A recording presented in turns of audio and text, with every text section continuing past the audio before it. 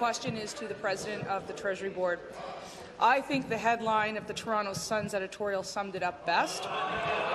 Auditor General Bonnie, quote Lissick,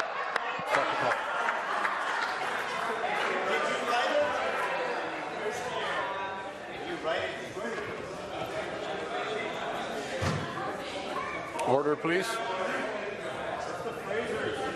At the right moment, you won't know when I'm going to offer you a free warning.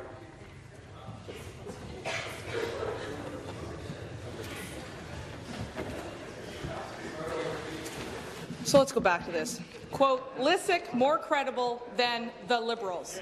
They asked themselves, quote, who to believe, and quickly came to the same conclusion everyone else in Ontario did.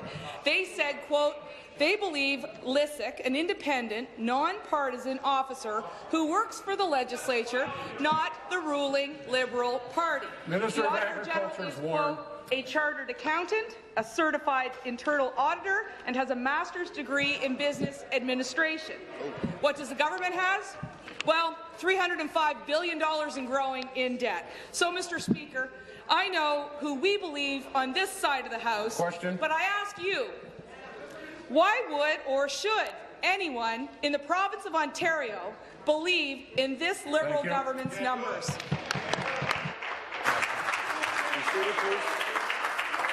Seated, please. Thank you. President Treasury Board. Well, just let's try this one more time, Speaker. We used the Auditor General's numbers. That's what we presented. The numbers we presented in the unaudited financial accounts show a $5 billion deficit. That is the number proposed by the auditor. We showed her accumulated debt number, the number proposed by the auditor. So, if you believe the auditor, you believe us. Hear, hear.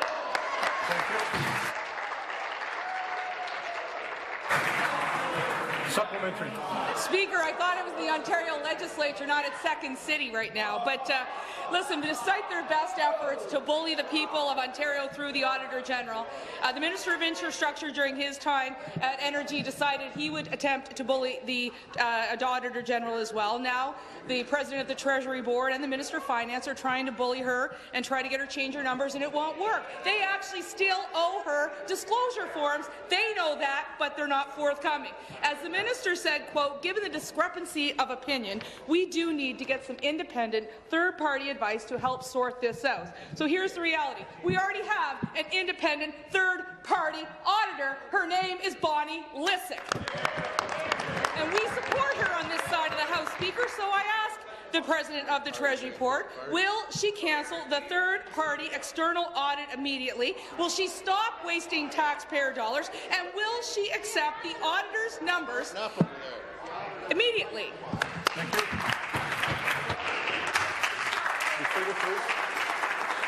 Be seated, please. Thank you. President. So, let's replay this one more time. We have an opinion from the public servants of Ontario, with whom we hold in the greatest regard. The opinion of the public servants gives us one set of numbers, which are the set of numbers that have been used and approved by auditors and the public service for 14 years, that have been approved for the last 14 years by 4 auditors, including for 2 years by the current auditor.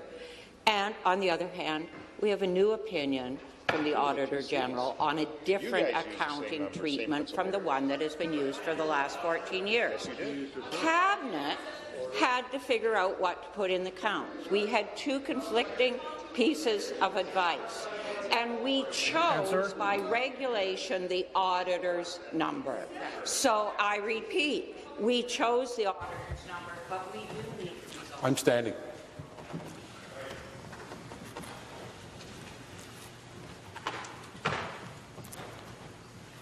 You're finished. New question, the member from Kitchener-Waterloo. Thank you very much. My question is to the Premier. Speaker, for the first time in history, a provincial government is trying to go around the Auditor General by releasing an unaudited version of the public accounts. And if that wasn't unusual enough, there are whole sections missing. There are no statements from the Ontario Electricity